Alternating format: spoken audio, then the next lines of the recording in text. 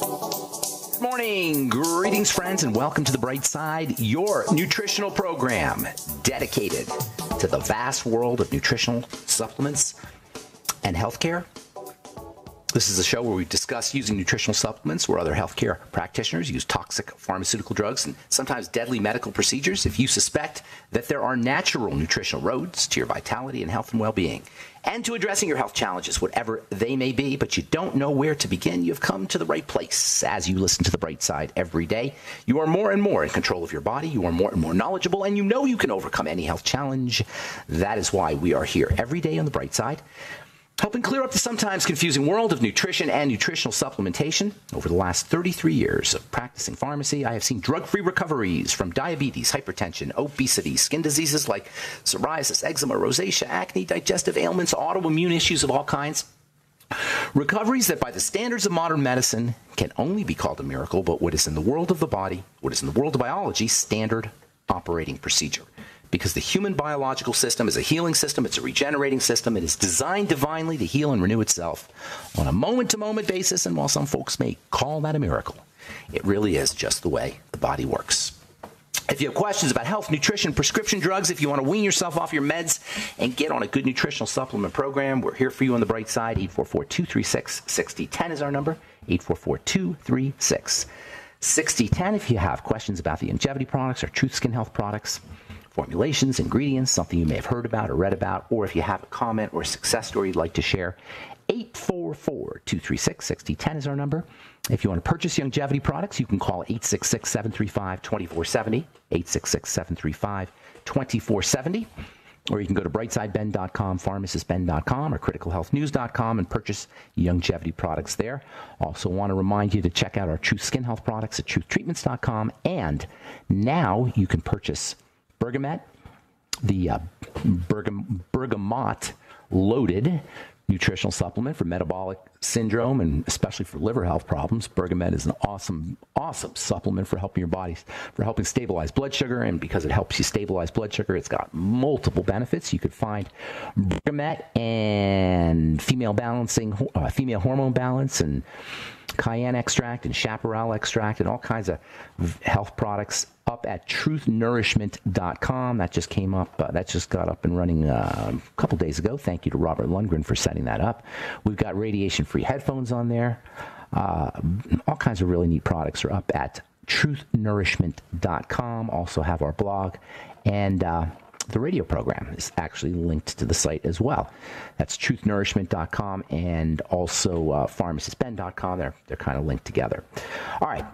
We have been talking about a little bit about the history of organic chemistry and the nature of, I started talking about medicalization a couple weeks ago, and I really want to kind of link all of this to the drug business, how the drug business came about. There was no such thing as organic chemistry until the beginning of the 19th century. The 1820s is really when organic chemistry came about. And this whole idea of organic chemistry was really kind of radical. Back then, in the 1820s, they thought that the chemistry of life, organic chemistry is the chemistry of life. Inorganic chemistry is the chemistry of rocks. That's basically the distinction. It's kind of a little bit more nuanced than that. But basically the distinction between organic chemistry and inorganic chemistry is the chemistry of life versus the chemistry of rocks. The chemistry of non-life, if you will, was the only chemistry that existed until the 1820s. Until then, they thought that life chemistry was magical.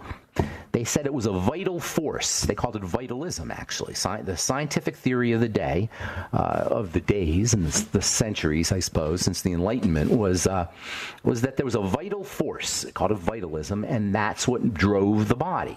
They didn't have any idea back in the 1600s, 1700s, up until the early 1800s, that you could actually make living chemicals until a guy named Friedrich Wöhler, who's a German scientist, was monkeying around with lead cyanate and ammonium nitrate, two inorganic compounds that have been known about for a long time. Ammonium nitrate is a fertilizer, very explosive stuff. Lead cyanate is a pigment. Ammonium nitrate is kind of really interesting stuff. It's It's a very fundamental molecule. It's used as fertilizer, but it's also really, really explosive. It's used by people who want to blow up buildings, ammonium nitrate is, but it's also used as fertilizer. Anyway, lead cyanate was used in dyes. It was in the dye industry. There's an interesting relationship, by the way, between the dye industry and the drug industry. In fact, the drug companies, the first drug companies, were created by converting factories that were making dyes into factories to make drugs. The high-tech chemistry the highest tech chemistry for many centuries was the chemistry of pigments and dyes, because that was the greatest indulgence, or one of the great indulgences that ancient people could participate in, was having pretty clothes and dyes. So the dye business, that represented the highest tech in the world of chemistry, the dye business, and the drug companies were all started from dye companies. Anyway, so lead cyanate and ammonium nitrate were combined. This guy Frederick Wohl combined them, and he created what's called the Wohler method. And when he put the two together, he got himself a living molecule, a molecule in biology. He got himself something called urea. You've heard of urea probably if you've ever had your kidneys checked, your blood urea, nitrogen, your bun. Urea is a very simple compound. It carries nitrogen with it, and that's why they measure your bun to see how healthy you are. If your bun is high, if your blood urea nitrogen is high, that is, if the urea content of your blood is high, that means that your body's breaking down. It's deteriorating. You don't want your bun to be high. So anyway, he put the two together. He put the lead cyanate together with the ammonium nitrate. He got himself some living chemistry. He got himself a living chemical. Up until then, urea was considered to be in the realm of vitalism. It was magical. It was living. You couldn't make it, but he made it. That was radical. That was a huge, huge advance in the world of chemistry. It shook things up big time. Now, all of a sudden, they figured, well, we can actually make the same chemicals that are in the body? Holy moly. All of a sudden, they created this distinction between inorganic chemistry, that is the chemistry of rocks, and organic chemistry, that is the chemistry of life. And that really shook things up at the beginning of the 1800s. You can only imagine how exciting scientists must have been at the beginning of the 1800s, because up until then, things changed a lot at the beginning of the 1800s. That's when we started to understand how the body is structured in terms of its neurology. We were really getting going with the whole circulatory system, which had only been discovered a few hundred years before. It was a really exciting time to be a scientist, and especially to be in medicine, because you could come up with all of these tools now, all of these ways of manipulating the body. Once they figured urea out, it wasn't very long before organic chemistry was starting to make biological compounds that were used as medicine. That was the first thing they did. Aristotle famously said that all of mankind's life is obsessed by, or is directed by, the drive for pleasure or avoidance of pain, something like that. I'm paraphrasing.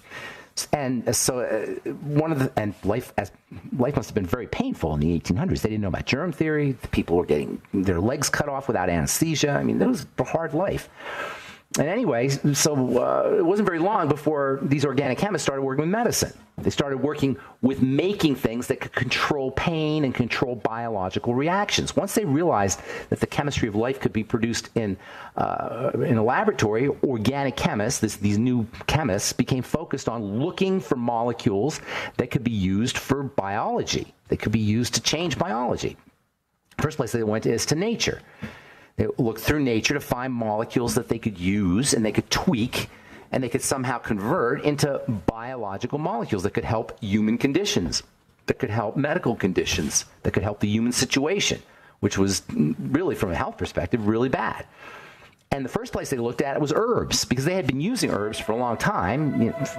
Pharmacy and herbology go together, and so herbs have been used since time immemorial. So the first place these organic chemists went to was plants and herbs. All right, I'm Pharmacist Ben. We'll continue on the bright side right after this break. 844-236-6010 is our number. We do have lines open for you, 844-236-6010. We'll be back after this.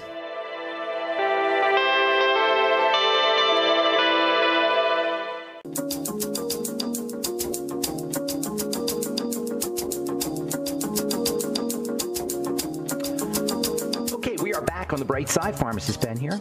844-236-6010 is our number, and we have lines open for you. We are on the air Monday through Friday, 8 to 9 Pacific and 10 to 11 Central Time, and 24/7 on the archive page, brightsideben.com. You can purchase longevity products at brightsideben.com, and don't forget to check out pharmacistben.com for all our new health products, as well as the longevity products, and the Join the Team link that you can click on if you want to start a longevity business, pharmacistben.com, and now truthnourishment.com and criticalhealthnews.com and brightsideben.com are our websites. Love to have you on the Brightside Ben team. Click on the Join the Team link. Start a longevity business for a one-time $30 fee. You can be in business for yourself and help spread the word about the power and importance of a good nutritional supplement program, the ultimate win-win business. You can change lives, you can make money, you can be your own boss. It is an ideal business opportunity for folks who want to get into the health business. It's an ideal platform for people who have something to say about the health business. Check out all the longevity products and join the team by clicking on the Join the Team link at brightsideben.com, pharmacistben.com, or criticalhealthnews.com. All right, 844-236-6010 is our number on the bright side. We started talking about medicalization, this idea that everything, that things that are just normal parts of life are now medical parts of life. Seatbelts are a classic example. Smoking, obesity, all of these have become medicalized. Depression, PTSD, everything becomes medicalized. The medical model has extended itself into our lives, its tentacles into our lives on multiple levels. And the drug industry, the pharmacomedical model, as we say, the pharmacomedical industry, is the most profit-intense industry that there is. So it's for good reason. There's a lot of money to be made in medicalization. And all started back in 1820 when Frederick Wohlers first synthesized urea, and that set in motion the development, the birth of an industry that is now the most profit-intense industry in the world, the pharmaceutical industry. It all began with Frederick Wohlers' discovery of urea. Then they started looking at plants, and they started to figure out what they could do with plants to tweak them. The first plant that they worked with was a plant called willow. The willow plant, because the willow plant had been used since the ancient Greeks, in the days of the ancient Greeks, for pain. So I want to know what was in the willow plant. And guess what they found? They found in the willow plant a very important compound called salicylic acid. I use salicylic acid in skincare. Salicylic acid is an amazingly valuable compound in the skincare world. And salicylic acid is also found everywhere. Salicylic acid is a plant defense molecule. So plants make salicylic acid, or you may have heard the term salicylates. Salicylates or salicylic acid. Salicylates can actually cause allergic reactions. Not a lot of people, but some people will have salicylate allergies to apples. Apples are high in salicylates. Cucumbers are high in salicylates. Salicylates, by the way, is spelled S-A-L-I-C-Y-L-A-T-E-S. Salicylates. Avocados, dates, figs, they're pretty much found everywhere.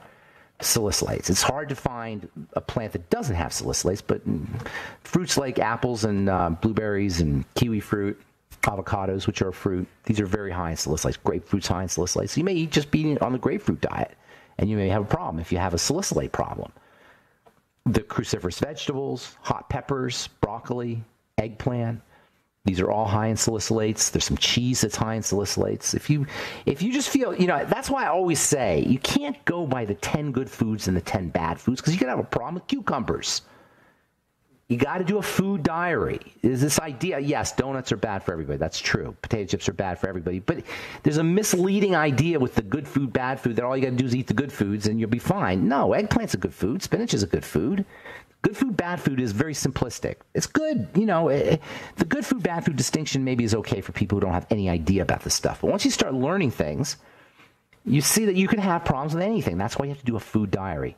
And ideally fast. I have a friend who's doing a food. Finally, her skin was really bad, and I've been telling her for years about food, and she couldn't figure it out. Finally, she just hit bottom. She started eating a bunch of avocados and totally broke out massively.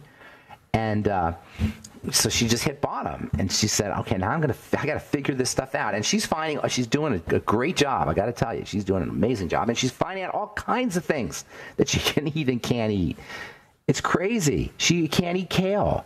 She just ate a little kale. She started to bloat. Her skin started to get bad. I mean, little things like that you would think, kale, what could be in kale? Well, how could that possibly be a problem? Well, it is. You don't know. You got to do a food diary. You got to write things down, and it helps if you fast first. Anyway, so salicylates are everywhere. I love salicylic acid topically. Great topical ingredient for acne. Great for anti-aging. My peppermint salicylic cleanser, which you can find at truthtreatments.com, has a big jolt of salicylate in it. Salicylic acid. This French chemist, Charles Gerhardt, he figured out the salicylic acid was in the willow, and he figured out that the salicylic acid was giving the willow its pain relieving properties. But it wasn't quite a drug. Just taking salicylic acid wouldn't work because it's not really handled by the body. So what he did was he just tweaked the molecule a little bit, and he made something called acetyl salicylic acid. He stuck a little acetyl to the salicylic acid, and he got himself a very powerful molecule. Acetyl salicylic acid, he called it, or it was called.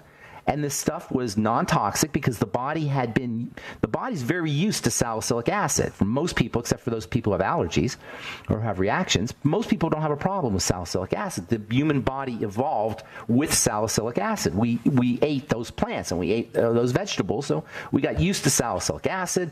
The body handles salicylic acid pretty effectively, with the exception of people who have problems, allergies and such. But by putting that little acetyl on there, it took the body a little bit longer to process, so it stuck around longer.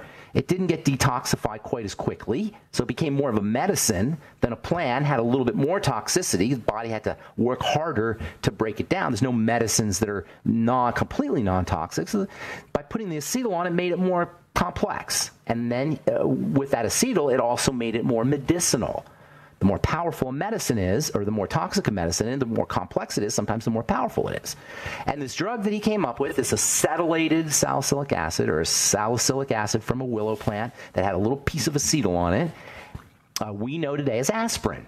And that's what aspirin is. And man, did that revolutionize the chemistry business. Holy moly. When aspirin came out, that was a miracle. And still is a miracle. For all the benefits you get with aspirin, I don't want to say benefits, but all the effects you get with aspirin, maybe sometimes beneficial and sometimes not beneficial. Aspirin can cause some problems. But for all the biological effects you get with this stuff, I mean, you're dealing with a generally speaking, well-handled molecule. A molecule is very well handled by the body. And this completely turned the medicine business on its head. All of a sudden, you had something you could use for pain, for inflammation, for fever. I mean, it's just this. It was and still is, as far as drugs go, a miracle drug. And by the way, I predict that CBD is going to have the same impact as aspirin. All right, we'll continue talking about all of this stuff, the pain pills and aspirin and the history of organic chemistry and medicalization and our addiction to being medicalized, if you will, on our coming Brightside episodes. We'll be back with your phone calls right after this.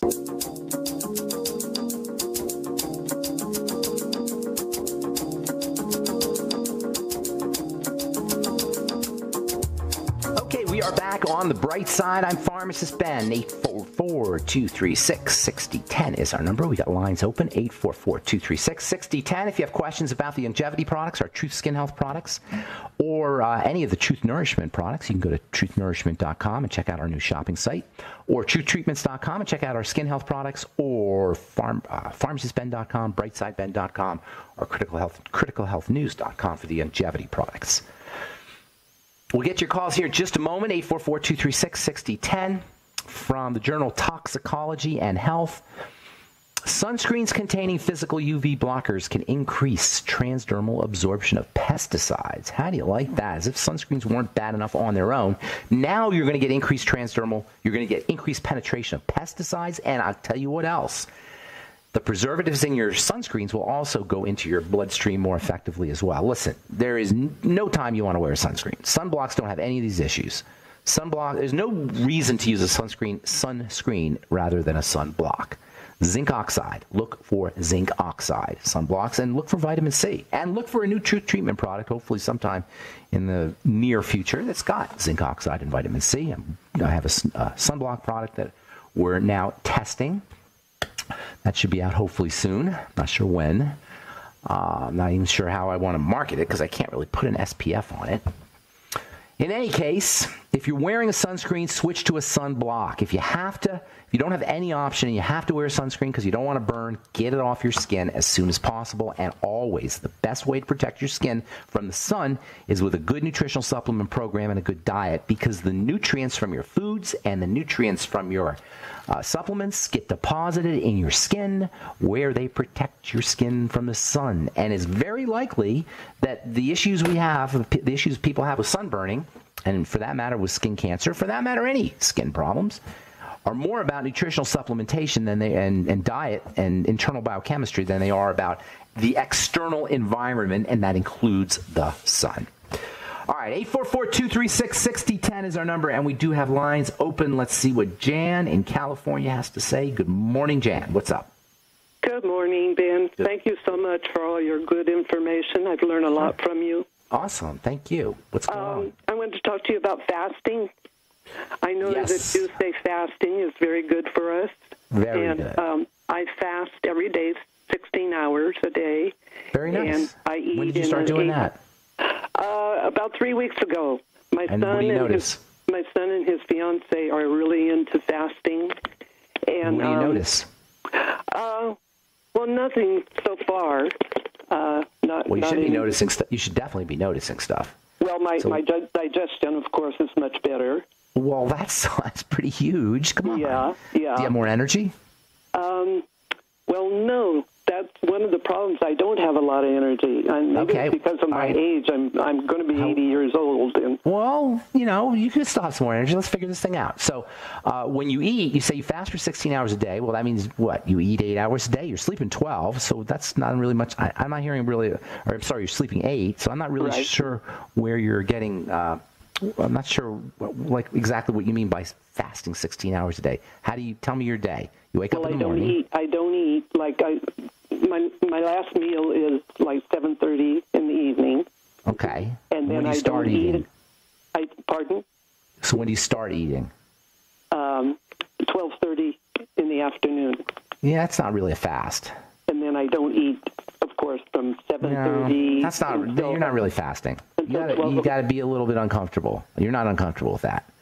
So go into just fast a whole day. Don't eat. See how you see the difference between how you feel. Now, it may not feel so great when you first fast or the first day of fasting, but it kicks in. You got to give it some time for the endorphins to kick in and the chemistry to kick in, the upregulation to kick in. So why don't you start off with one day a week with a fast? And then when you are eating, pay very close attention to what you're eating. What are you eating from 12:30 to 7:30? Mostly, I'm staying away from carbs. No, what are you eating? Not what you're staying away from. Oh, okay. Like for lunch, I'll have an egg, some turkey, blueberries. All right. You're not eating processed food. You're not eating processed food. No. You're sticking to fresh food. Yes. Throw in some bone soup. Make sure you do apple cider vinegar with your meals. Yes, I do with every meal. And throw in some bone soup. Make chicken soup or find a quality chicken soup. It's hard to find a quality chicken. It's best to make your own. And then what kind of can you count your calories? Do you know how many calories you're eating? You think it's a lot, a little? It doesn't sound like it's much. And you're not eating bread, right? Or pasta, rice, none of that stuff. No, none of that. And throw in some more easy to absorb protein. An egg might not be as easy to absorb as it needs to be for you. Or you may have egg problems. I eat fish and I eat chicken and fish. I'd throw in something liquid. I would be doing more liquid. At the age, you may not be absorbing. At the age of 80, things start to break down. If you're not absorbing, you may not be able to get the nutrients that you need without liquefying them first. Sure. Try to increase your caloric intake from liquids, soups, vegetable juice, and then longevity products, the Beyond Tangy Tangerine specifically. You're taking that, I assume, right? No. Well, get on it.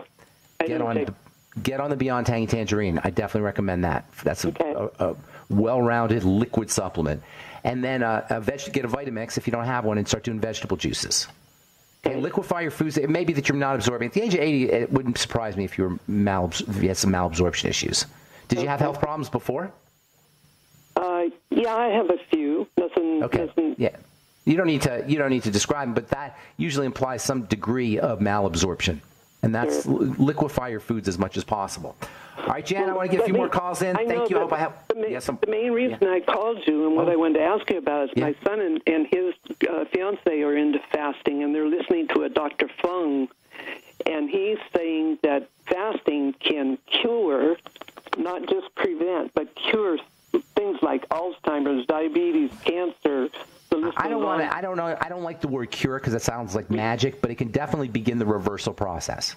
I see. Okay. 100%. I don't know who this guy is, but he's 100%. If he's saying cure to me just sounds so magical. You know, like I'm going to wave a wand and you're cured. That's not how it happens. The body's not magic. It's science. It seems magical. It looks like it's a miracle, but it's not. It's science. And reversal is scientific. Anything with deterioration can reverse, absolutely. Fasting, I think you need more. I think you need to make sure you're putting the good stuff in, but fasting is an amazingly powerful tool. Absolutely, 100%. All right, Jan. Thank you very much. Good to talk to you. Okay, let's go to our friend, the Truth Raider. Real quick, buddy, what's going on, Carl? How you doing, man? Hey, I'm feeling a little bit better. I guess having a little bit more sensation in certain extremities. I was having difficulty with the past few months, doing a little bit better.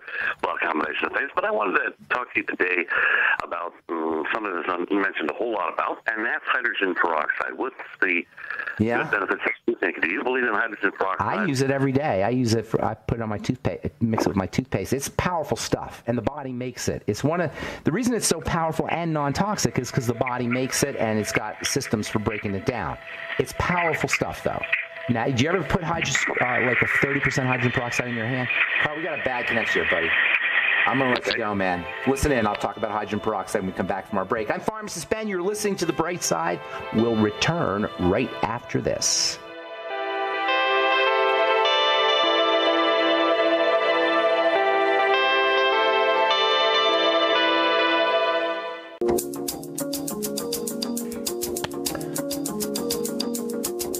Okay, we're back. 844-236-6010 is our number. We were talking about hydrogen peroxide before we went to break. Hydrogen peroxide is one of the body's, it's a slightly acidic substance that triggers the body's immune system. It's part of the immune system, but the body's breaks it down very quickly. It has to be broken down very quickly because it's relatively powerful. It releases oxygen, and because it releases oxygen, it's thought to be beneficial for allergies and for headaches and for Alzheimer's, dementia, and for all kinds of stuff. I'm not buying it. I'm not convinced. If you get benefits from it, the way you use it is you dilute.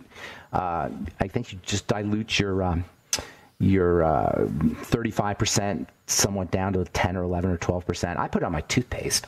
Before I brush my teeth. If you're going to do it with your toothpaste, don't do it with fluoride. But it's got some whitening powers. It also has some stain removal powers. But I'm not really convinced that it's got a bunch of health benefits. Although I do know that it is all over the internet and there's books about it. I'm not convinced. If you're out there and you get benefits from hydrogen peroxide, I'm open-minded about it. I'd love to hear what people say, but I'm not convinced from a chemistry standpoint that it is more than a fad. So, okay, let's go to Elaine in Alaska and say good morning. What's up, Elaine? How you doing? Hey, good morning. Very, very well. How are you? I'm doing good. What's up? Good. Yeah, I've got a patient. She had been diagnosed with lipedema, not lymphedema. Right. Lipedema. Yeah. Lipedema is it's a type of edema, swelling. It's a type of swelling. It's when lipid means fat. Lipedema is the swelling of overgrown fats. It's an overgrowth of fat cells. Basically, right. Fat cells overgrow. So where she has it, it shows up underneath the skin. She probably has it on her butt or her legs, or where does she have it? Right. Yeah. Primarily legs, working down. She's got really skinny ankles. All her vitals, blood pressure is great. No cholesterol issues. So she's having surgery, and the big thing is to try to, it's inflammation. So how? Any ideas? Estrogen. I would be guessing estrogen. Is she estrogenic? Is she buxom and hair, beautiful hair, and built like a woman, so to speak? Looks very feminine, that kind of thing. You know what estrogenic body type is? Not the estrogenic body type is curvy. It's buxom. Right. Big hair. I mean, it's a kind of a stereotype, but that's all the qualities of estrogen, and that's usually what's involved in lipedema. That's why it's a female condition. Are you with me? Right. And then she doesn't have she had her gallbladder removed years ago. Yeah, well, there you go. She's not processing estrogen.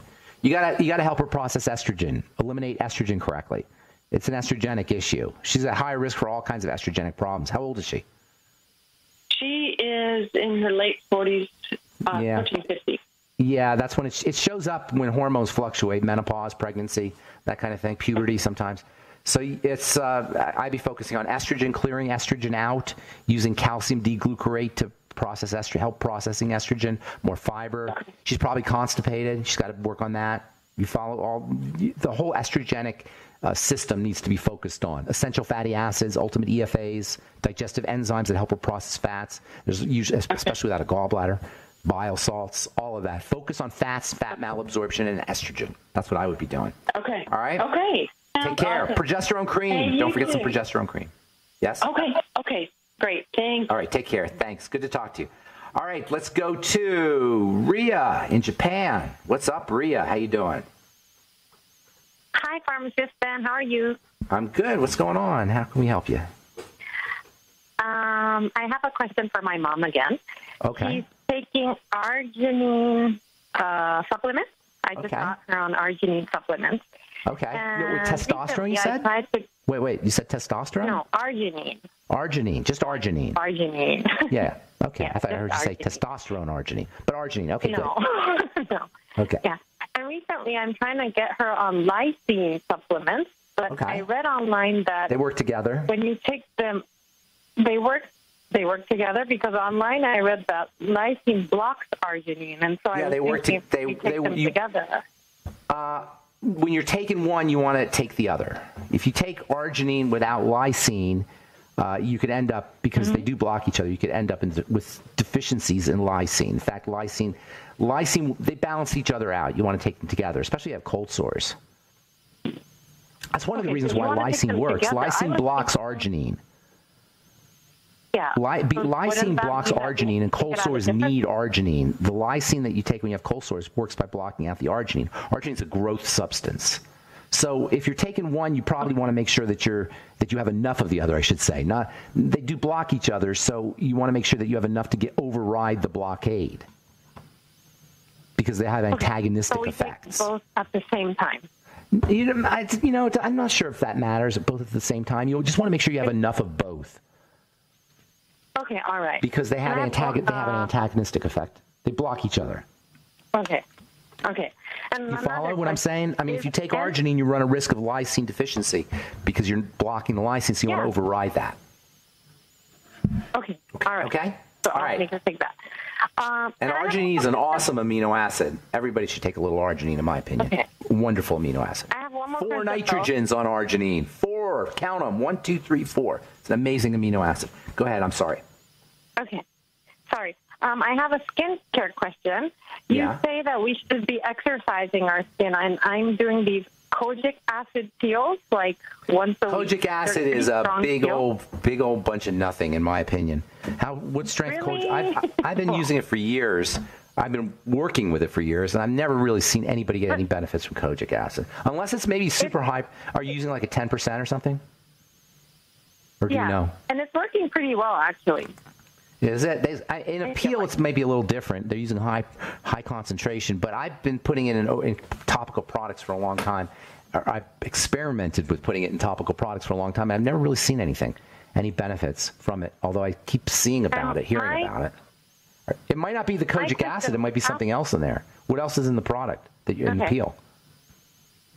Mandelic acid. And now mandelic acid, that'll do something. I make a mandelic acid peel. There's a lot of stuff like that in the peel. Yeah, I don't know that it's the kojic that's doing the work. Okay. And my question is, after using a pill like that, when can we start using a retinol product? Like how soon? Or you got to go by your skin. You got to go by your skin. You can't make that assessment. You have to go by your skin. You know, I know what you're saying. People ask me that all the time. You have to look at your skin. If your skin's raw, then you don't use the retinol. If your skin's irritated at all, you don't use the retinol. If your skin is recovered, yes, use the retinol. So when we feel like, so when it's recovered, it's all right to like use it like maybe like 3 days later, it sort of feels all right. Wait for recovery and then yes. Wait for recovery and then yes, absolutely. Okay? All right. All right. Good to talk to you. Take care, Rhea. Let's see if I can get one more call in. We're running out. Thank you. Okay, let's see. Excuse me. Let's go to Barry. What's up, Barry? You get the last word, my friend. Yes. Can you kind of quickly, when your blood becomes messed up, is it primarily from the food you ingest, even though there are other causes, but is it primarily from that? Unless you're an IV drug user, the chances are very good that it's going to be food. Yes, indeed. Because the bloodstream and the digestive system are a link. These two systems, the blood, the circulation, and the intestine, are linked anatomically and physiologically. You can't get around it. The intestine and the bloodstream are like the blood is on the other end of the intestine. They're proximal. They're next to each other. They're neighbors. And the way the system works is things go from the intestine to the blood. And we eat. Look how we eat. I mean, it's just common sense, number one. But yes, from a physiologic perspective, that's the link for most people. And it's your major point of power. And I know I talk about it every day. I talk about it multiple times a day. I've never talked to somebody who's sick and not said something about that, because it's just critical to understand this connection. It's our most powerful leverage point when it comes to taking care of our bodies. And that's why we're talking earlier about with the gal who's fasting. You know, that's why fasting is so important, is because all of a sudden now you give that system a break. The stream of toxicity that for most of us is 24/7 going, or not 24/7, but every day getting into the system, it stops. And it's very, in short order, you will feel better when you stop that stream of toxicity from getting into the blood. All right, that's it. We're out of time. Thank you so much for listening. I'm sorry if I left you on hold. Call back tomorrow, and we'll get you first up if you tell our call screener. I am Pharmacist Ben. Check out our websites, brightsideben.com, pharmacistben.com, and criticalhealthnews.com for the longevity products, and now truthnourishment.com for all kinds of very hard to find and very important health products.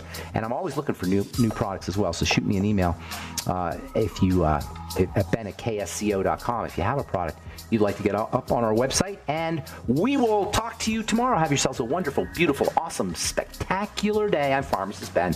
Bye for now.